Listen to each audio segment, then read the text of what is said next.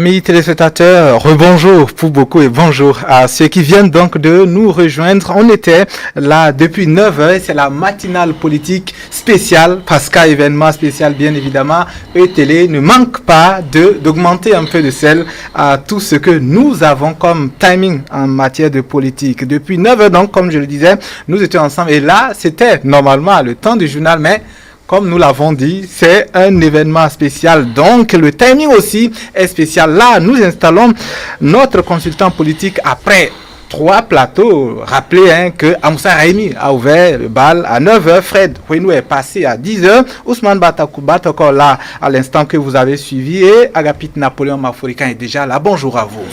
Bonjour Latifou. Bonjour à tous nos téléspectateurs. Bon appétit à ceux qui sont encore à table. Et bon dimanche à tous. Bon dimanche, bon appétit et beaucoup de, on va dire, de bonnes choses pour cette semaine qui s'annonce demain. Et d'ailleurs, très bonne fin de ce week-end là en notre compagnie parce que là, nous le savons, les signes ne trompent pas. Vous êtes nombreux, de plus en plus nombreux à être avec nous au niveau donc de ce programme là qui est le décryptage de l'actualité de la semaine.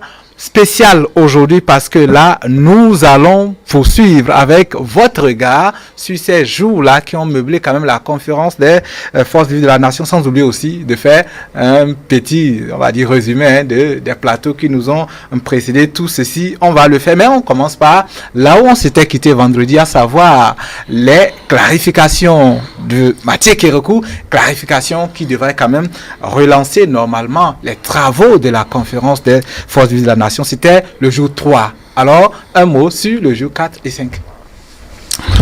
Merci. Donc, nous étions au mercredi 21 février 1990 et quand le président Mathieu Kérékou, donc dans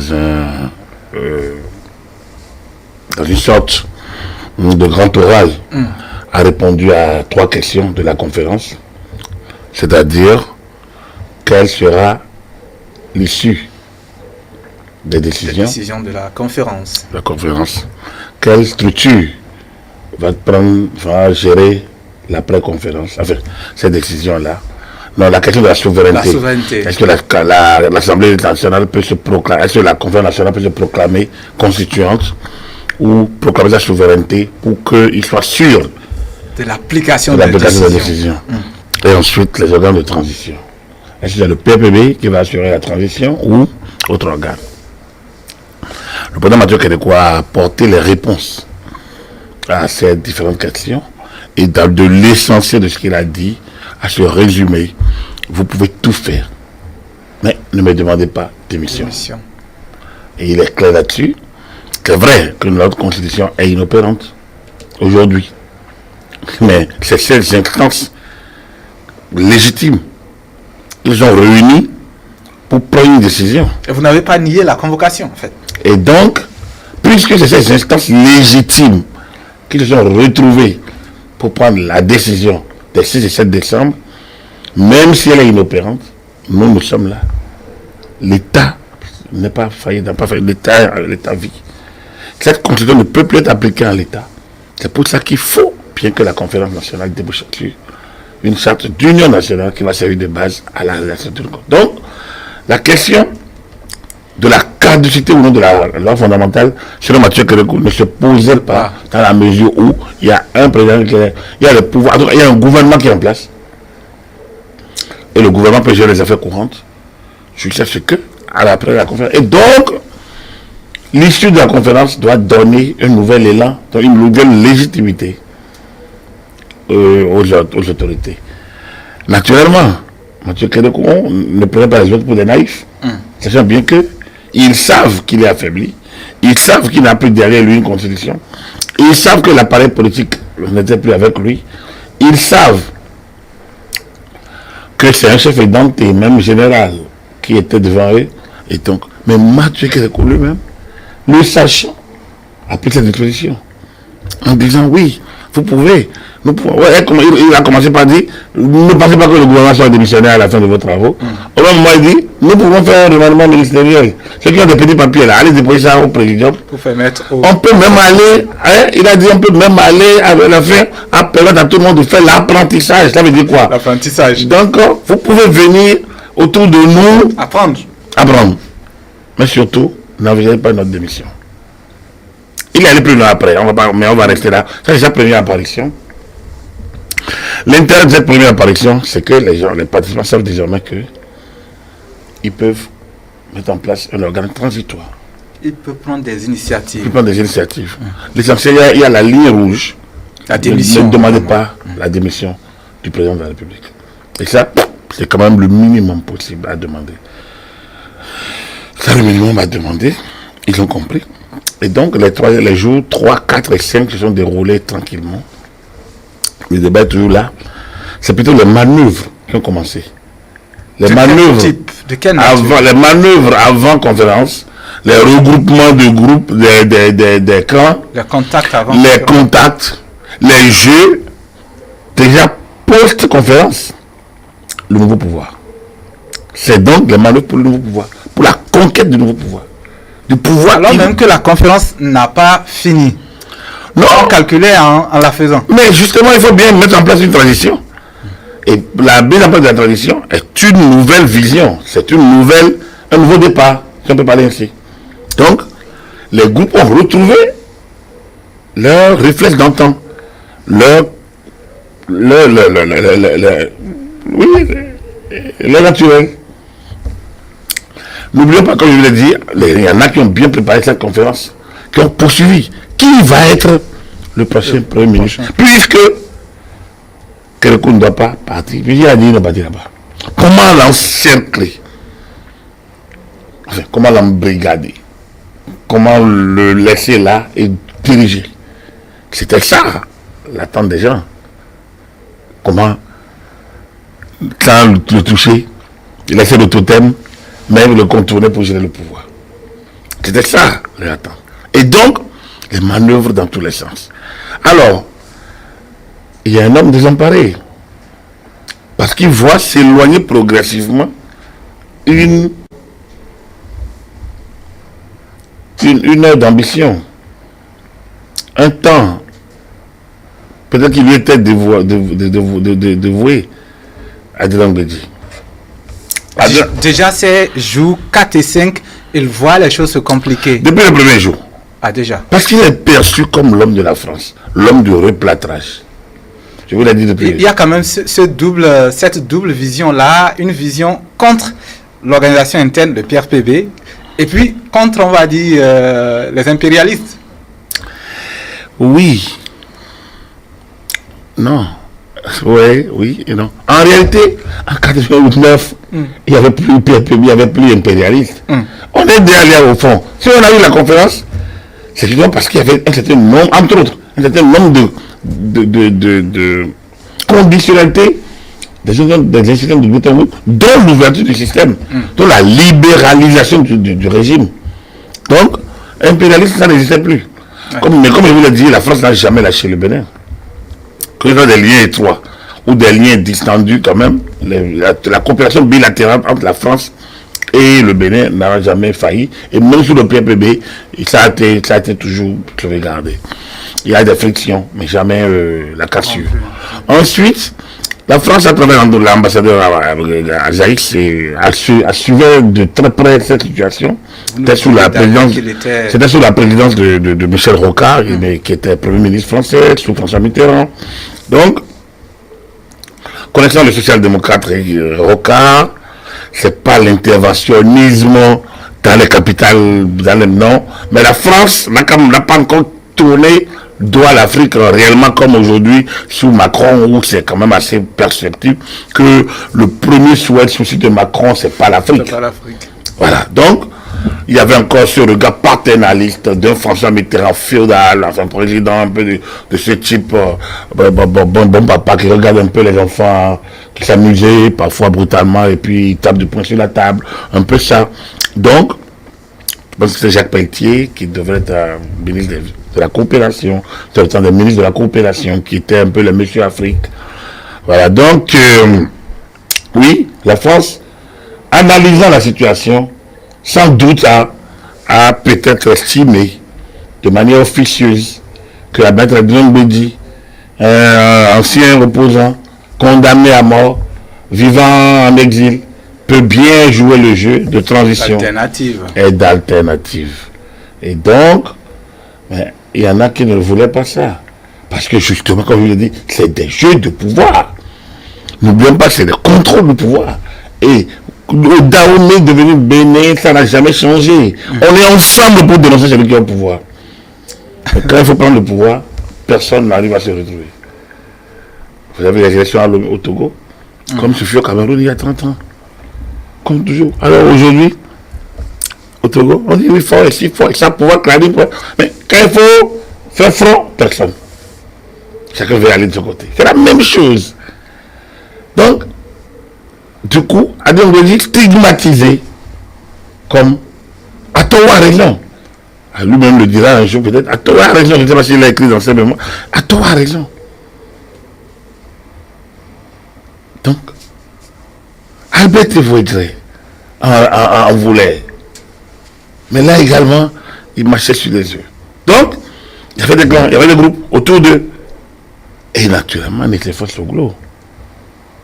Donc, autant on parlait souveraineté, autant on parlait projet de société, autant on manœuvrait pour l'après-conférence, pour le contrôle de la politique, donc du gouvernail. Voilà un peu ce qui s'est passé dans les 2 jours, le mercredi 21, le jeudi 22 et le vendredi 23 février 1990. Sans oublier qu'on a mis la conférence a fini par mettre en place après les discours de politique générale au soir du mercredi 23 au soir du vendredi 23 la conférence a mis en place les commissions. Je pense qu'il y a une commission des affaires économiques présidée par M. Ford Dieudonné Soglou avec pour rapporteur si je ne me trompe Ildefonse William Lemoine. Ildefonse Lemoine reconnu comme un jésuite et qui a dû quitter au Crédit Lyonnais au moment où la révolution a nationalisé toutes les entreprises privées, qui est parti. Et donc je pense que c'était ça. Il y avait la commission des affaires constitutionnelles présidée donc par le président Lokossou. Et puis la commission des affaires et d'éducation sociale, tout ça présidé par Félix Soudansou, si je me trompe toujours, tout ça va revenir. Donc, c'est ces 3 commissions avec des rapporteurs. Donc, ces 3 commissions devraient aller commencer à travailler dans le samedi 24. Ça veut dire qu'il n'y a plus ces débats à perler de tous les jours. Non, c'était la plénière. La plénière s'est poursuivie au tard du 23. Et dès le samedi 24, parce qu'ils ont obtenu une prolongation de 2-3 jours. Donc, ils ont obtenu une prolongation. Donc, la commission devait se réunir le jeudi. Il y avait encore des longs plénières où chacun a dit ce qu'il avait à dire. On est allé dans tous les sens finalement. Le président a regroupé les dons de propos pour pouvoir créer les 3 commissions. Voilà un peu ce qu'on peut dire des jours 3, 4, 5 de la conférence. La 6e journée sera animée. À part de la 6e journée, je pense qu'il n'y aura pas de journée moins animée parce que... Jusqu'à la fin. Que ce soit le samedi 25 et 24, que ce soit le dimanche 25, que ce soit le lundi 26, que ce soit le mardi 27 ou le mercredi 28, chaque jour on va apporter son lot d'événements. Et donc, ça va s'animer. Ça va s'animer peut-être le temps pour nous ici de revenir à nos plateaux, les plateaux qui ont précédé votre passage, notamment. Quoi résumer globalement de tout ça? Rappeler à Moussa Raimi, première heure, numérologie, vous n'êtes pas sans le savoir. Et puis, Fred Fouenou, le monsieur stratège quand même, question de communication, Fred Fouenou. Et puis, là, Ousmane Batoko en troisième temps, bien évidemment. Alors, déjà, quelques quelques mots peut-être sur ce qu'il y a à retenir du premier passage à Moussa Rémi. Juste un mot. Non, disons globalement, parce que bon, on va pas. Non, écoutez, Moussa Rémi, il est resté dans sa dynamique. Comme j'ai dit une fois, j'essaie d'apprendre de lui, il va très vite. Il va un peu trop vite. Il a parlé de ses. Alors c'était bon. Je déclare forfait aujourd'hui parce que c'était assez dense pour moi. Je garde quand même. Il a parlé donc d'un certain nombre de nombres que nous sommes actuellement sous l'emprise du nombre 16. Je garde ça. Et il a expliqué le nombre 16, c'est le 7. Voilà. Et il a parlé donc de l'entente. Si moi je fais le point, je me résume pour n'utiliser pas ce langage. Ce que signifie 7, c'est que nous devons être vigilants pour préserver l'essentiel. Il peut y avoir des tumultes. Ça appelle à l'union, à la synergie d'action. Exact. Et vu ainsi, oui, pourquoi pas, je pense le minimum possible que je retiens de cette science des nombres, c'est que le 9 exprime la fin du cycle. Il a évoqué la fin du cycle. Et il a parlé des cycles de 12 ans, il a parlé des cycles de 16 ans. Toujours est-il que, en terminant un cycle, on démarre un nouveau, et chaque nouveau cycle apporte son lot de révolution. Chaque nouveau cycle apporte son lot de révolution. Et donc, lorsque il analyse par pan de 30, c'est que, en 90, lui, il est allé par lot de 12, mais il a parlé le lot de 16, après, on peut extrapoler en regardant le 30. Le 30 qui est 3, le 3 qui est 0, le 30 qui est 3 plus 0, ça revient à 3. Ça veut dire que le 3, en le suivant toujours, c'est une sorte de stabilité. Mais pour que ce soit stable, il faut qu'on passe par les tumultes. De l'unité qui n'existe pas, de la dualité qui est opposition et du ternaire qui est complémentarité. Là encore, un autre élève est lagué. Ouais, je voulais dire que j'apprends. Donc, en le suivant, on va connaître des moments de tumulte. Mais pour que ce soit stable, il faut une cohésion. Il faut des tumultes. Et donc, vous écoutez Fred Renou, il dit depuis 2016, ça se stabilise. On n'est pas loin. C'est vrai que la lecture, effectivement, on va dire... Il dit depuis 2016, ça se stabilise. On a connu de 90, de 60 à 90. On a connu quoi? On a connu les tumultes de 60 à 72.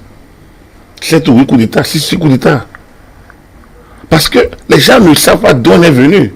On parle des acquis de la conférence nationale, de la démocratie, des libertés, comme si c'était nouveau. Mais en 1960, quand on proclamait l'indépendance, il y avait la liberté. Il y avait la démocratie. Je me suis laissé dire tout à l'heure, il y a eu les premières élections générales, comme une fois après 60, en décembre 1960. En décembre 1960, il y a eu les premières élections générales, démocratiques. Multipartites. UDD, PRD, PND, je ne sais pas. Donc, et Maga a pris le service, 31 décembre 1960, officiellement, en tant que président élu de la République du Dahomey. Alors, donc, personne ne restreint les libertés. En 1963, il y a eu des manifestations monstres avec l'affaire Boïki, qui a fait partie Maga. Et l'union libre, l'union entre Aromadébé, qui était en prison, qu'on a sorti, et Apiti, qui était le policier, enfin, l'allié de Maga, a donné Wologede, à l'alliance Wologede en 64, qui est allé aux élections et qui a gagné les élections. Donc, de 60 à 72, on a connu toutes sortes de systèmes En 63, c'est les civils qui ont appelé le général, le colonel Soglo, pour dire venez prendre le pouvoir. Mais c'est cela. C'est pour ça que je dis notre armée est une armée républicaine. Et il faut peut-être un bon débat un jour. J'espère qu'il y en aura, entre notre armée, entre les gens. Parce que beaucoup ne comprennent pas, on dit l'armée fait... Non, l'armée a toujours été... Elle l'a dit à la Convention nationale. Elle n'a jamais voulu de ça. Elle a toujours été républicaine. Quand les gens disent qu'il faut que l'armée prenne le pouvoir, non, ils ne comprennent pas. Nous avons une armée qui n'est pas un instrument. C'est une armée qui est une institution. Donc, à un moment donné, j'ai vu que c'était autour du président, il y avait people qui pensaient que, oui, comme l'armée est toujours là, qu'ils peuvent faire usage de l'armée à un moment donné. Vous ne comprenez pas. L'armée vous respecte parce que vous avez un mandat. L'armée ne faillira pas parce que vous avez un mandat. L'armée respecte l'institution, président de la République. Mais quand votre mandat finit, l'armée vous tourne dos. En 72, en 1996, lorsque le président Soglo a été battu, et Kérékou devrait prendre le jour de prestation d'examen de Mathieu Kérékou, en 96, au stade de Charles de Gaulle à Porto Novo. Mais le ministre de l'Intérieur a été refoulé. De Soglo? Antoine Alabi Bagan, oui, de Soglo. Vous savez pourquoi? Parce qu'il est venu en retard. Mathieu Kérékou était déjà là, et la garde a bloqué. Et lui, tout le ministre de l'Intérieur qu'il fut, tout puissant, qu'il était, il pensait qu'il pourrait. On dit non. C'était terminé, il ne peut plus avoir de mouvement. C'est ça. La République.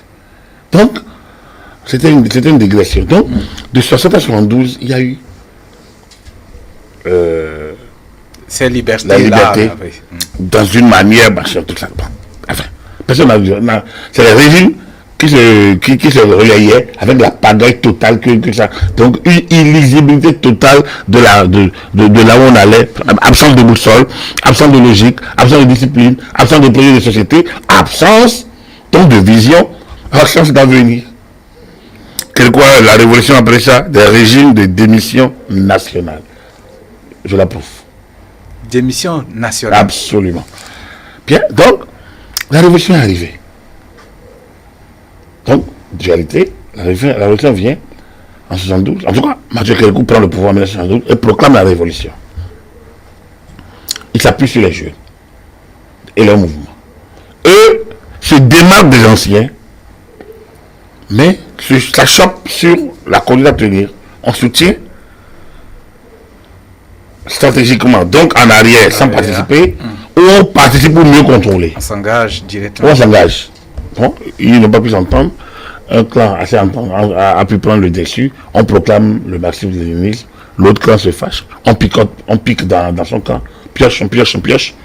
Et donc, la révolution est partie en 75, les trois glorieuses, donc qui finit en 75, 30 novembre 75, avec la proclamation de la République populaire du Bénin, la création du parti de la Révolution populaire du Bénin, et la division déjà. Et c'est cette division qui nous amène à la Conférence nationale, parce que, entre autres, parce que la division, les gens sont restés derrière pour torpiller. On a eu la création du parti commun du Dahomey. Et de dehors, les autres qui sont sortis, les exilés, ont commencé par torpiller le système de dehors. Et tout ça, avec la banqueroute, la mauvaise gestion des sociétés qu'on a abusivement nationalisées ou créées, tout ça a conduit à plomber, voilà. Donc, on est allé à la Conférence. Donc, en 90, on a fini le cycle. Et le 1er août 1990, on a descendu le drapeau du PPB, enfin le drapeau de la République populaire du Bénin. Le drapeau vert avec l'étoile rouge à gauche, dans l'angle gauche, en haut sommet. Pour hisser à nouveau le drapeau du 1er août 1960. Les trois couleurs. Bien. On démarre encore, de 90. Mais qu'est-ce qui s'est passé? Dès les élections de 91, il y a eu des échauffourées à Panaco. On a failli.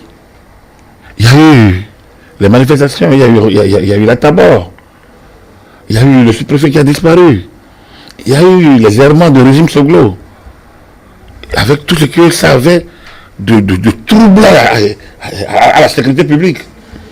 C'est pas dire à l'ordre public, troublant à la sécurité publique. C'est-à-dire que le régime, il y a des vérités qui étaient certaines, mais qui ne devraient pas être dites dans l'environnement qu'on disait de consensus. Il y a des choses qu'on ne veut pas dire pour ne pas heurter les sensibilités. Même les propos régionalistes. comme on en entend encore aujourd'hui. On a entendu des choses. On a failli remettre en cause le système. Installer la Cour constitutionnelle était un problème. Il a fallu que le clergé se fâche, que Monseigneur de Jésus démissionne. Installer la HAC, problème. La loi organique de la HAC, taille sur mesure. Ça, c'était des institutions issues pourtant de... Absolument. De consensus. Justement, parce que quand il n'y a pas des acquis de la conférence nationale, il parle de quel acquis? La conférence elle-même. On va terminer le cycle. Dimanche prochain, on va tirer les grandes conclusions. Et vous vous rendez compte que ces acquis qu'on dit de la conférence nationale étaient des acquis à minima. Fort du forcing. Il fallait nécessairement arracher quelque chose. Il n'y avait pas eu consensus. Il y a eu certains qui se sont tués. Il y a eu certains qui ont préféré ne pas aller plus loin. Il y a eu des frustrés. Comme Fred le disait avant vous, voir deux personnes marcher, c'est qu'une personne a su se faire bête. Mais c'est exactement ça. Il n'y a pas eu consensus. Je dis, moi je mets au défi qui me parle. On va définir ensemble le consensus dans l'histoire, dans la doctrine, et on va regarder s'il y a eu consensus. Déjà, par rapport aux participants, par rapport au déroulement des travaux et par rapport aux décisions. C'est un faux, il n'y a pas eu consensus. Mais ce dont on... Il y a eu qu'on s'est entendu de manière à minima pour pouvoir avancer. Ça veut dire qu'on devrait normalement rectifier à un moment donné. On n'a pas rectifié. Donc les malentendus ont commencé jusqu'à ce qu'on a appelé l'option fondamentale. Et quand vous dites l'option fondamentale, je vais vous l'envoyer lire. 2 professeurs de droit. Et de professeurs de droit, professeurs titulaires. Mais ils sont togolais. Ils ont écrit sur cette décision l'option fondamentale. Vous lisez, vous comprendrez comment on a torpillé la pensée. Donc, la conférence nationale a permis de régler des situations conjoncturelles. Ce qu'on parle acquis là, on les avait avant. On les a mal gérés. Quand nous parlons des acquis, par exemple, les libertés d'expression, les libertés de presse et tout ça existait. Tout ça existait. Dites-moi quelle liberté on n'avait pas de 60 à 72. Donc, en 72, la révolution est venue et quand on a tout réuni en 75, on a dit oui, c'est toujours dans le cadre de liberté, mais ça c'est maintenant dans le cadre du parti-État. N'oubliez pas que l'environnement géopolitique de l'époque était à ça, au parti unique. Et qu'on se positionnait soit à gauche, soit à droite, en tenant compte de la guerre froide et de la bipolarisation, oui. La presse était-elle libre? Ici, il y avait... Non, aucune presse ne pouvait être libre dans le cadre de la liberté qu'on exprime aujourd'hui parce que le contexte était comme ça. C'était un temps d'environnement. Au moment des autos d'affaires, dans l'histoire, est-ce que c'était la liberté? Autant de royautés, des sociétés qui ont créé la civilisation aujourd'hui, qui nous ont donné la démocratie. C'était quoi? Est-ce que vous pouvez affronter le roi? À la prise de la Bastille, avant la prise de la Bastille, il y avait quoi en France? Avant la première déclaration des droits de l'homme et des peuples, il y avait quoi? Et des citoyens. Des droits des peuples et des citoyens, si je me trompe, de 1789. Non, rien n'est à dire que chaque peuple passe ses étapes. Il passe ses étapes. En 1972, de 60 à 72, on a connu une liberté totale. On a vu ce qu'on en avait fait. Après de 72, la révolution est revenue avec une manière de faire qui s'est enfermée en 75 lors de la troisième glorieuse par la création du Parti de la Révolution populaire. Et pardon, on dit, nous sommes tous membres. Donc, dans le cadre de la construction nationale, nous travaillons tous au sein d'un parti d'avant-garde, le Parti de la Révolution populaire du Bénin. Dans le cadre, et Fred nous l'a opportunément rappelé, dans le cadre du centralisme démocratique et de la ligne de masse. C'est comme ça on a parlé. Donc, le centralisme démocratique, c'est qu'il y a une élite avant-gardiste. La ligne de masse, c'est que nous sommes dans la logique des aspirations profondes des masses populaires. Mais en réalité, quand on parle du centralisme démocratique, le pouvoir ne vient pas du sommet vers le bas. Vous ne pouvez jamais accéder au bureau politique, ni au conseil central, si vous ne venez pas par la base. Jamais. C'était une démocratie véritablement à niveau la base, la plupart. Vous avez vu Ousmane Batakor tout à l'heure. Ousmane Batakor fut sous-préfet. À 28 ans, on ne sait pas à quel âge. Sous-préfet. Donc, il a connu le pouvoir de base. Pierre Shaw, il fut sous-préfet. Qui encore? Donnez-moi le nom des caciques du PPB. Ils furent soit sous-préfet, soit ci, soit ça. Ils ont démarré et ils ont monté progressivement. Ousmane Batoko a eu la chance. Et il était dans les corps du comité révolutionnaire des jeunes. Donc, et dans le cadre de la construction donc de l'OJRB en 84, il est passé. Et 83-84, il est devenu vice-président de l'OJRB. Ali Oudou étant le président, l'organisation de la jeunesse révolutionnaire du Bénin. Donc, ce n'est pas une génération spontanée. Vous voyez, 30 ans après, il est encore fringant. Et il parle. Regardez-le à la conférence nationale. Il a dit, moi j'ai eu la chance de l'avoir interviewé en 80, il y a 10 ans. Et il a dit la même chose. Il a dit exactement. Donc, on a dit, il a attendu que quelqu'un meure avant. Non, c'est faux. Mais il y a 10 ans, je l'ai écouté, il m'a fait, tout comme beaucoup d'autres témoins que j'ai eu. Donc, il a dit la même chose. Cette séquence où quelqu'un a dit arrêter avec les anciens chefs d'État, sauf Émile Dalin, et il a dit, Monsieur le Président, je ne peux pas arrêter. C'est ça, être chef. Et ça encore, Mathieu Kérékou, c'est ça. Donc, je parle des acquis. Donc, en 90, on a eu nos acquis. Effectivement, on a ramené la démocratie pluraliste. On a ramené les libertés individuelles conçues. Mais c'est dans la loi fondamentale du 26 août 1977 qu'on a dit l'homme et la femme sont égaux en droit et en liberté. 26 août 1977. Article 124. Article 124. C'est pas la liberté. Regardez, prenez la loi, ceux qui parlent des acquis, ils n'ont qu'à reprendre la loi fondamentale du 26 août 1977 et lire. Et ils verront. Mais c'est une forme de démocratie populaire. Ça c'est critique. Mais qui les critique? La Chine fonctionne avec ça depuis des années. Et ça se développe. On va me dire, je fais l'apologie, je suis libre de mes positions. Mais nous pouvons évaluer les choses et les regarder pour voir concrètement. Quand on a fait ça, qu'est-ce qu'on a eu comme acquis? On ne parle pas des acquis du PPB, de la révolution. Il y en a eu.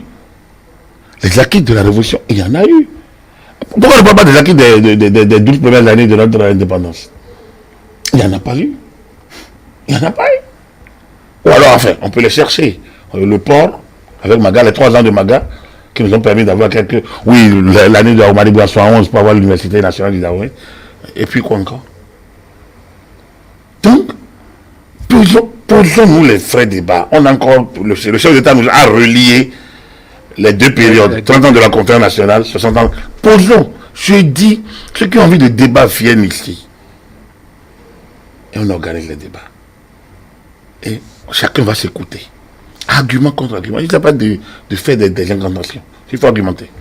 Des choses concrètes, notamment, hein, vous l'avez déjà cité, sinon vous avez déjà parlé de Ousmane Batoko, notamment dans ses propos, semble quand même indiquer qu'on freine dans quelque chose de bien, notamment les libertés, son temps de référence, le temps qui est le coup, ou pas d'emprisonner comme dans les médias, et donc liberté totale aujourd'hui. Par contre, pour lui, on freine à ce niveau. Non, mais après il est revenu et il a stigmatisé ce type de comportement. Que avant, aujourd'hui les gens plus dessus, tu m'as commandé quelqu'un. Il a parlé de beaucoup d'autres choses, de beaucoup d'autres dérives. Tout à fait. De ces temps-ci. Enfin, de la période 90 aujourd'hui. Aujourd'hui. Une démocratie fourvoyée pratiquement. Il a dit. Écoutez, qui peut s'honorer que des fils du pays soient dehors? Parce qu'ils ont peur d'être chez eux. De là, peut-être à se demander s'il y a de raisons qu'ils aient peur. Qui peut s'honorer? Personne. Bien en 90, le régime a dit rentrez au pays. Il n'y en a qui ont eu peur. Mais quand on a fini de dire ça, pourquoi sont-ils dehors? Le Bénin n'est pas en guerre. Et ceux qui ont voulu faire venir la guerre, c'est certainement pas ceux qui dirigent aujourd'hui. Ceux qui ont voulu nous mettre dans une ambiance de terreur et de guerre, c'est des gens qui pensaient proroger un système qui était à son terme et remplacé par un système légal. Donc il y avait qui voulaient nous ramener. On entend les gens demander au chef d'État de prendre des ordonnances pour contrôler les lois de la République. Est-ce que c'est ça la démocratie? Est-ce que c'est ça les acquis de la conférence nationale? On a entendu les gens refuser on a entendu des gens dire retournons aux anciens textes tout simplement parce que ceux-ci ont du mal à être appliqués. Est-ce que c'est ça les acquis de la conférence nationale? Lorsque des lois ont été votées régulièrement et comportent que des dispositions normales, modernes, qui n'ont rien d'entravant à la démocratie ou aux libertés publiques. Mais parce que quelques-uns n'arrivent pas à suivre le pas, on dit il faut retourner. Ça, c'est justement la conférence nationale, ça. La compromission. L'esprit conférence nationale, c'est le refus d'un groupe de suivre la dynamique et d'imposer la sienne à tous. Je vous ai dit, il n'y a aucun consensus. Il y a que certains ont imposé leur dynamique à d'autres. Le président Batakor, j'ai beaucoup d'admiration et de respect pour lui. Je pense qu'il a laissé parler son cœur. Il ne parle pas souvent. Il a laissé parler son cœur. Mais il s'est rattrapé en même temps. Il n'a pas dit je suis contre. En fait. Il a même parlé d'un président moderne. C'est pas facile, comme je vous l'ai dit, c'est pas facile d'avoir des gens dehors, comme je vous l'ai dit. Mais après, il faut qu'on revienne maintenant. Donc, je pense que cette séquence, il faut le gérer avec beaucoup de doigté, certainement pas au niveau des médias. C'est-à-dire que le chef de l'État, on a quelqu'un, et c'est pas encore qui me prête le mot.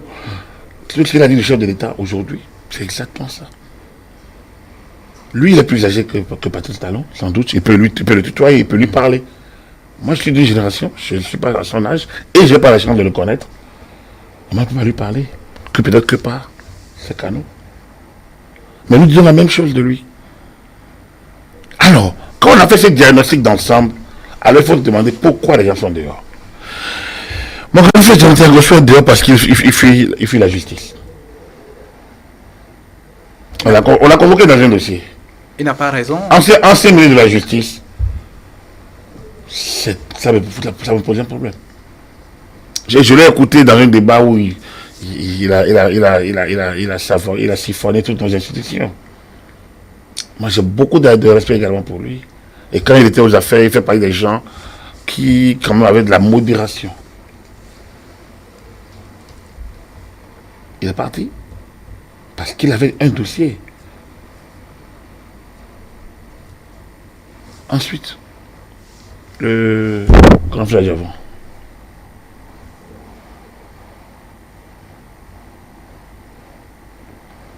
Les dossiers sont encore en instance, donc je ne peux pas entrer dedans. Pour Javon, on ne peut pas entrer dans les dossiers parce que c'est encore en instruction. Seule la justice sait ce qui s'est passé, puisque c'est de son domaine. Mais après du moment où ces dossiers sont avec la justice, après il y a l'ami Mbadi, mon jeune frère ami, qui est sorti de lui-même, il est parti. Et il a animé son mouvement de libération dehors. Bon, puis après, il y a des Soglo. Il a fui la justice. Maire de Cotonou. Il devrait attendre. Quand vous êtes leader, et parce que vous disparaissez, vous n'êtes plus leader, vous êtes un peu heureux. Mathieu a quelque appelle ça un défaitiste. Vous ne pouvez pas abandonner votre parti. Vous devez assumer. Me voici, c'est moi qu'il cherche. A dit Jésus. C'est moi qu'il cherche, me voici. Thomas Sankara, encadré, a dit non, c'est moi qu'il cherche. Si vous détaillez au premier, vous n'êtes pas digne de respect. Donc, le Komi Koutié, voilà, lui aussi, je pense ça se jouait bien. C'est pas après comment il a fait pour. C'est pas, ça se jouait. Donc, il était régulier avec le juge d'instruction. Donc, vous comprenez que la plupart de ces cas d'instruction, et finalement, les gens sont sortis. Parce que lorsqu'il y a. Je prends le cas Komi Koutié, quand il y a eu un problème avec. On dit qu'on l'a arrêté parce qu'il y aurait un mandat d'arrêt contre lui. Je pense que ces choses, On n'a pas besoin d'alerte. Même quand on alerte la presse, il faut comprendre de manière institutionnelle comment ça se gère. Mais après, chacun choisit son mode. Quand vous décidez d'utiliser les médias, n'oubliez pas que le système à l'interne est un système organisé. Nous ne sommes pas en droit spécial. On n'est pas en régime spécial. On est en régime normal avec les textes de la République. Si les lois de la République sont actionnées et quelqu'un fuit, moi je ne peux pas me désoler. Je peux prier celui qui a l'autorité de bien faire, de bien vouloir que les personnes qui sont dehors entrent. Parce que effectivement, en tout cas, leur offrir l'occasion de rentrer. Mais si à chaque fois chacun doit fuir devant la justice, ça pose un problème. Ça veut dire que personne ne sera justiciable. Ça veut dire que ceux qui sont restés sont qui? Donc il y a un double système de juridiction, de justice. Donc je pense qu'il faut qu'on règle cette question. Moi, je ne tranche pas le débat parce que je ne connais pas le fond des dossiers. Mais quand on dit les gens sont dehors, il faut bien qu'on essaye de voir comment ils sont dehors. Ensuite, il y a beaucoup de choses, il y a un an, quand les gens reprochaient au système. Mais je pense que le chef d'État est un homme qui a sa démarche. On a fait, le président Batakwa salue le dialogue politique. On a fait le dialogue politique. On a repris les lois. Tout à fait. J'ai écouté Badadrin Mbedi sur une émission qui salue quand même l'environnement actuel en disant oui, il y a eu des élections législatives dans des conditions peut-être difficiles. Mais aujourd'hui, il y a beaucoup de partis qui sont. Il y a eu un nouveau code électoral. Il y a de nouveaux partis. Il y a beaucoup de partis qui ont la possibilité d'aller aux élections. Ça veut dire que désormais, ces partis existent. Donc, les difficultés ne seront plus. Les mêmes. Donc, on a avancé. À cause de dialogue politique. Mais qui l'a convoqué? Le chef de l'État. Qui a facilité que les gens aient le chef de l'État. J'ai vu que le directeur général des impôts a convoqué une réunion, a invité les partis politiques par rapport aux critiques fiscales. Donc, il y a beaucoup d'éléments. La facilitation pour avoir les actes au niveau des collectivités locales, les légalisations. Il y a la démarche de la Sénat pour expliquer, il vient de mettre une plateforme numérique à l'attention des partis politiques. Quand vous regardez, mais il y a beaucoup de griefs qui avaient été faits qui trouvent aujourd'hui leur réponse. Ça veut dire quoi? Que le chef d'État a son timing. Et il gère sans se compromettre. Il gère en restant rigoureux sur les objectifs d'une société moderne à bâtir dans le travail, dans la rigueur, dans l'impartialité. Donc je pense que quand on regarde comme ça, les autres, tout ce qui se passe, nos confrères, nos compatriotes qui sont dehors, regardez les criettes. On a dit, la décision de la Cour africaine des droits de l'homme, le président ne veut pas, on vient de créer le deuxième niveau de juridiction. Ça veut dire simplement que tout, regarde, il faut passer, il dit que c'est fait contre fait. Quand on regarde il y a un an, quand on regarde aujourd'hui, on va voir tout le trajet fait et le chemin parcouru. Mais il faut saluer ça. Ce n'est pas du donner. Avant, ce n'était pas comme ça. Et puis, on a parlé de décision. Donc, le président Batakwa va m'excuser encore. Il ne faut pas qu'il se fâche et refuse de parler. Hein? Mais il faut qu'il m'excuse encore. Parce que quand on parle de liberté sous Kérékou, non. Kérékou n'était pas venu pour changer grand-chose. Kérékou est venu pour prendre sa revanche sur la conférence nationale et sur ceux qui pensaient qu'il était un dictateur. Kérékou n'était pas venu pour changer quoi que ce soit. Il lui-même l'a dit que cette constitution-là a été faite pour nous. On dit qu'il est têtu, donc il faut mettre ça. Et après, que lui ne touchera pas un truc, d'accord. Donc après, vers la fin de son mandat, quand c'était en tout fait pour qu'il puisse se maintenir, il a joué leur jeu, mais lui, là, il a pu se faufiler. Il s'en moquait pratiquement. Voilà. Donc, oui, Kérékou n'était pas là pour changer grand-chose. Alors, quand on regarde tout ce qui avait été dit vers la fin, pourquoi Yahi Boni est venu avec le projet, ça doit changer, ça peut changer, ça va changer. Pourquoi? Qu'est-ce qui doit changer? Les pratiques sous Kérékou. Quelles pratiques? Corruption, absence de l'autorité, impartialité, tout ce qu'on a dit sous le mandat Kérékou, à tort ou à raison, mais ça a été dit. Les écrits sont là. Je me rappelle le livre suffisamment illustré de Aoudou et de Adoum, une démocratie prisonnière de la corruption. C'est fait, c'est un livre de 2006, donc de la fin du régime Mathieu Kérékou. Donc, Est-ce que c'est de ça que nous avions besoin? Moi, j'étais président des journalistes. Quand nous étions le premier président, le premier pays africain, le quatrième au monde en matière de liberté de presse. Quatrième Quatrième dans le monde. C'était honorable, admettons. Au premier classement de Convention Frontière, nous étions le premier pays en Afrique et le quatrième au monde. C'était honorable. Absolument. Mais je le disais, sans être prophète, que c'est bien. Mais le contexte des responsabilités dans lequel nous étions ne sera pas toujours ainsi. Que c'est pas parce que Mathieu Kérékou dit je ne poursuivrai personne, mais jurez-moi si ça peut vous faire vendre, que nous sommes des responsables. Aucune démocratie ne se nourrit d'une irresponsabilité de ceux qui doivent pouvoir prendre leur conscience. Donc, que Mathieu Kérékou, en bon pédit, ne veut pas dire que les autres doivent pouvoir le faire. Et Yahi Boni, quand il est arrivé, il a envoyé ses conseils techniques. Nous rencontrons pour dire, désormais, si nous donnerons à la presse toute son importance. Mais ça veut dire quand même quoi? Si vous écrivez, vous dénoncez, le gouvernement ira chercher jusqu'où vous l'avez dénoncé pour voir comment il faut donner de la suite. Mais si vous mentez, vous diffamez, vous injuriez, vous allez répondre de vous. Et le premier qui a tenté, en rentrant dans la famille présidentielle, il a été arrêté. Il a fait la dégradée à vue. On a réagi. D'accord. Mais, c'était à la hack. Il a été relâché après. Oui, mais quand même. Une procédure a été conduite jusqu'à terme contre lui. Et donc, la suite, on le connaît. On ne peut pas être nostalgique d'une période où nous étions irresponsables. On ne peut pas bâtir une démocratie sur l'irresponsabilité. Article Code civil. Tout fait de l'homme qui porte atteinte ou qui cause préjudice à autrui doit être réparé. Je ne le cite pas, je paraphrase. Mais c'est ça la justice, non? Tout fait de l'homme. Là, on est en droit civil, hein, qui porte préjudice à autrui doit être réparé. Je ne cite pas. Donc je peux me tromper sur les formules.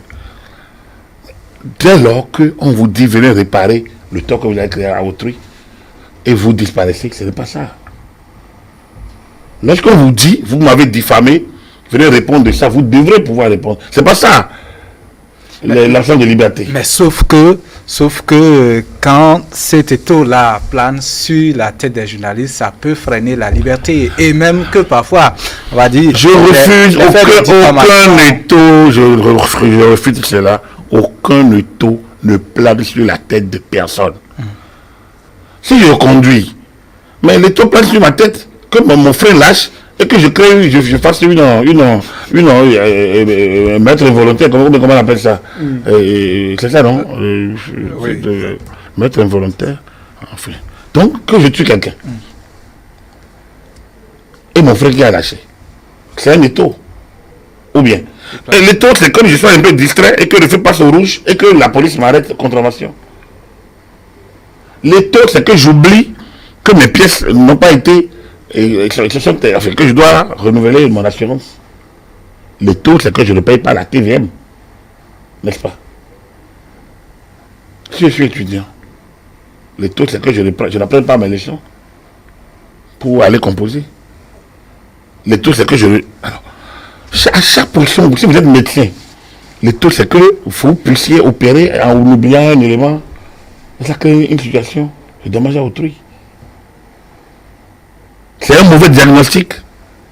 Ou bien, si vous êtes journaliste, vous appelez votre droit. Droit des médias. Les lois qui régissent la profession. Vos devoirs d'abord. Tout citoyen doit maîtriser ses devoirs avant de réclamer ses droits. Nous tournons la tête au truc. Et c'est ça les acquis de la conférence nationale. Enfin, selon nous. Les droits et pas de devoirs. J'ai que des droits. Quelle société vous pensez on n'a que des droits? Dites-moi, même l'Église, dans la Bible, il a dit aide-toi et le ciel t'aidera. Seigneur, que dois-je faire pour être sauvé? On dit aide-toi et le ciel t'aidera. On n'a pas dit reste tranquille et le ciel t'aidera. On n'a pas dit va dormir et le ciel t'aidera.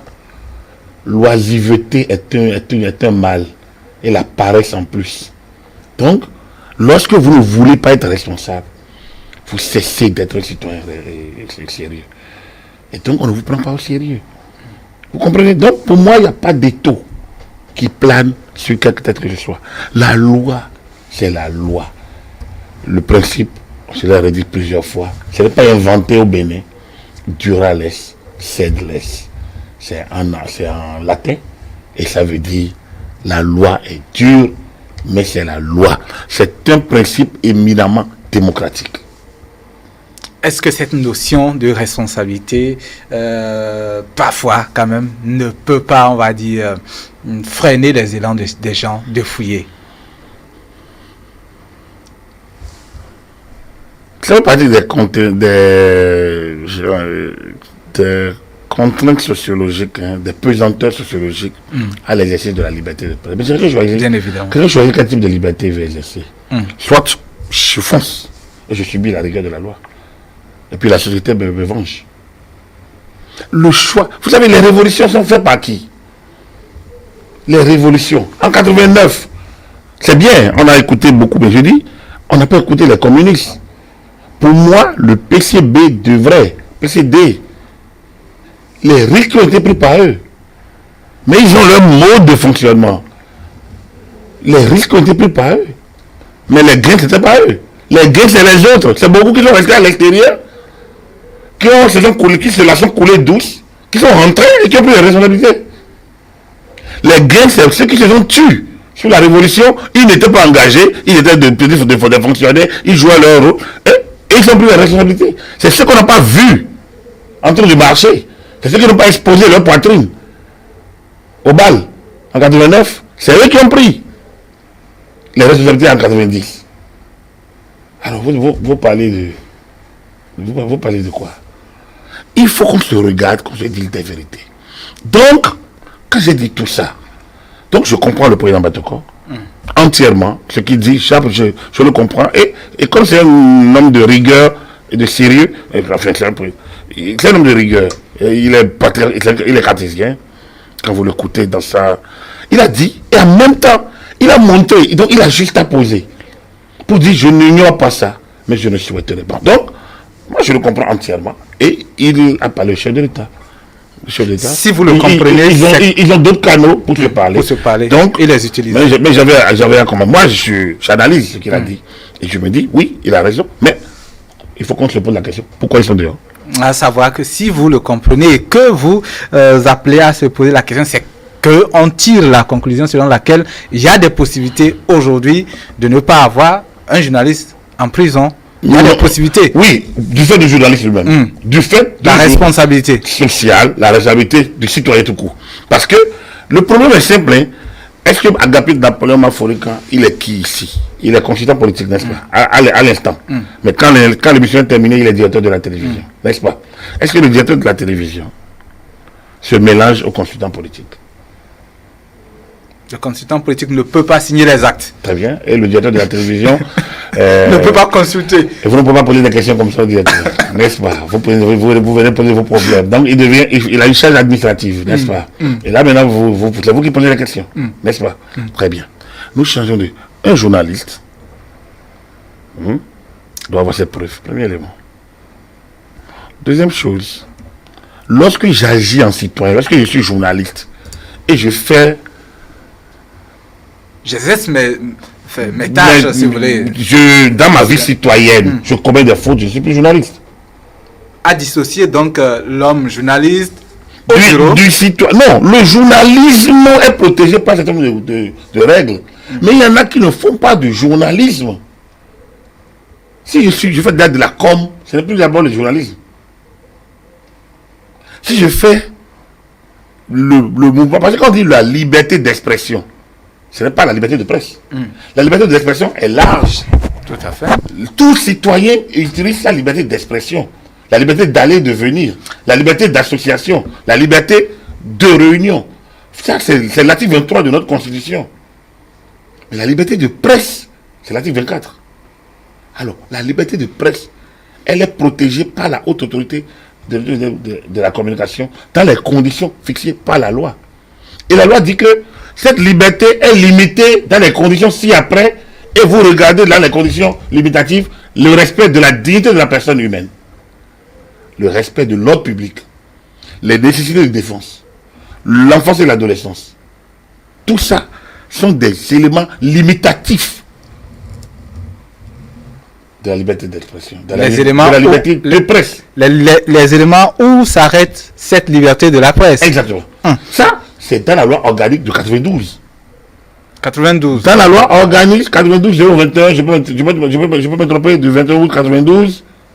En tout cas, la loi organique sur la HAC 92-021, peut-être, du 21 août 92, portant loi organique de la HAC. Article 3. Acte dont l'installation. Article 3 de cette loi. Repris maintenant dans le code de l'information et de la communication.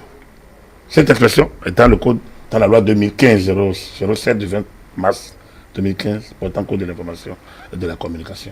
Donc, la liberté en question est limitée. Nul ne peut utiliser les organes de presse pour appeler à la haine tribale, au régionalisme. Donc, il y a un certain nombre de dispositions. Donc, si vous le faites, vous n'êtes plus journaliste. Alors, on prend un pan de la chose et on dit, non, moi je suis un défenseur de liberté. J'ai été président des journalistes, j'ai marché, on a affronté l'autorité, mais on l'a fait de manière digne et responsable. On a passé nos messages et on a toujours appelé les journalistes à la responsabilité. C'est comme ça. On peut bâtir. Aujourd'hui, il n'y a plus de quoi marcher comme vous l'avez fait hier. Je ne sais pas, je suis plus honnête. Moi, comme je le dis toujours, j'explique la profession. Je suis communicant. Je suis beaucoup plus dans la gestion, beaucoup plus dans la communication, dans la formation, dans la consultation. Je suis beaucoup plus ça. Donc, je ne me gère pas dans le fonctionnement des instances professionnelles. Je donne des avis quand on me demande.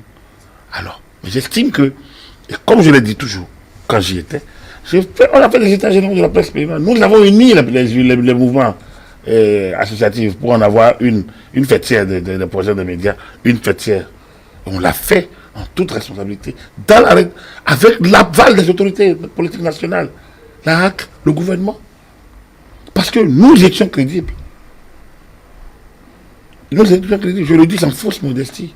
Donc, il faudrait que les confrères qui exercent les fonctions de fêtières essayent de se retrouver, de décortiquer les textes actuels. On dit le code du numérique est une épée de Damoclès. Non, on ne peut pas. Une loi ne peut pas dire l'épée. Une loi, on l'analyse. On analyse son environnement. Et on voit là où c'est difficile. Et on continue le plaidoyer, le lobbying, pour faire passer, pour changer. Aucune loi n'est statique. Aucune loi. Mais pour que vous puissiez, si vous-même vous êtes incapable de vous auto-régler, on a créé l'observatoire de la déontologie et de l'éthique dans les médias. C'est une autodiscipline.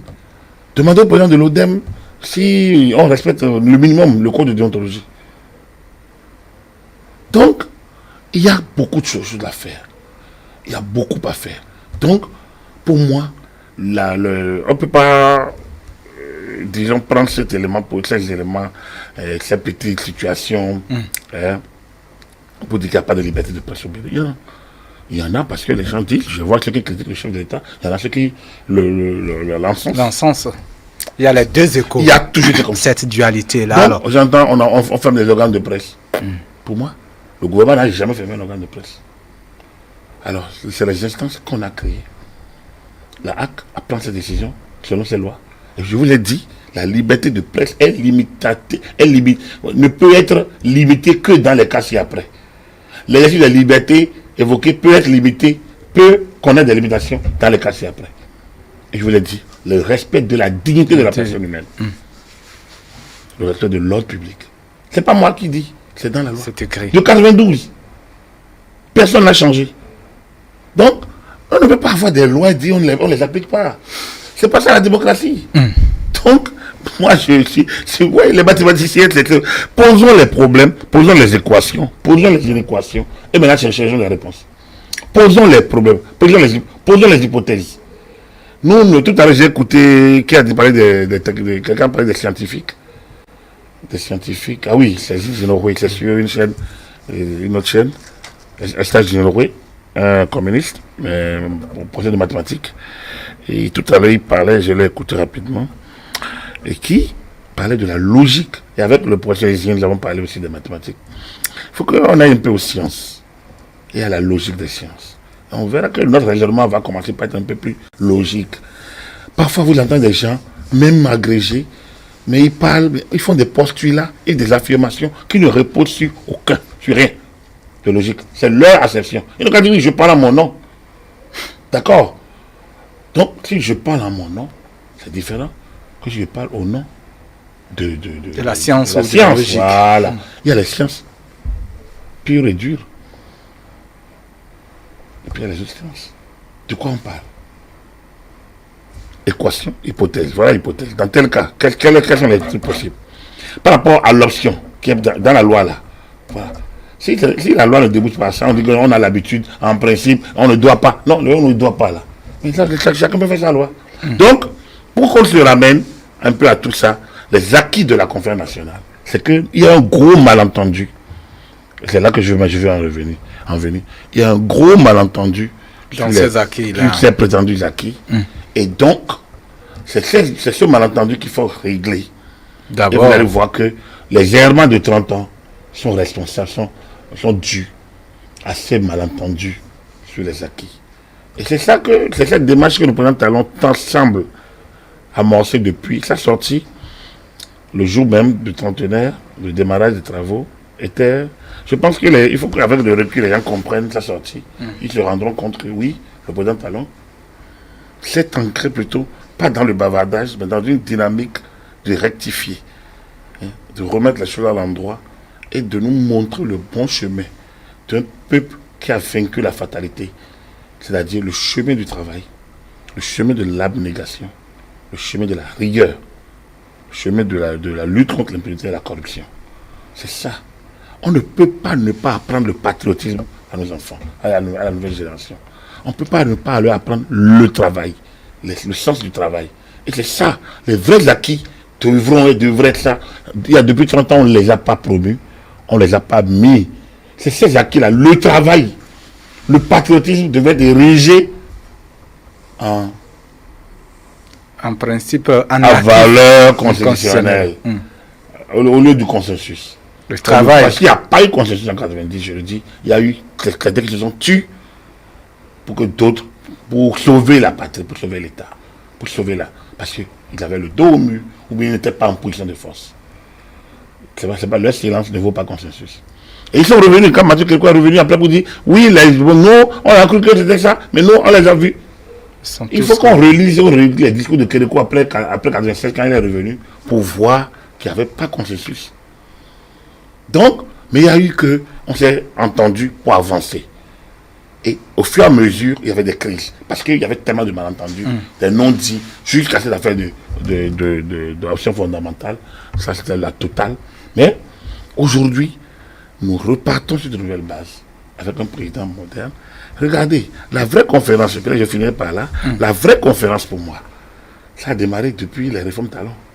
La vraie conférence. Les vrais acquis de la conférence nationale. L'application les vrais acquis. Des vrais retombées. Regardez, les vrais acquis, c'est les réformes politiques.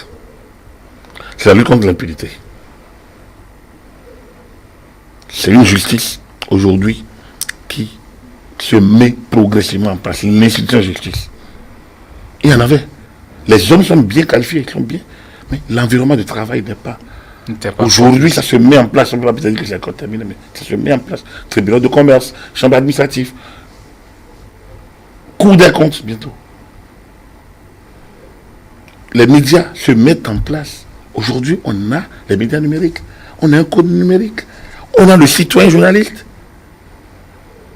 On a le citoyen. Il y a plein de blogueurs qui n'ont aucun problème avec la loi.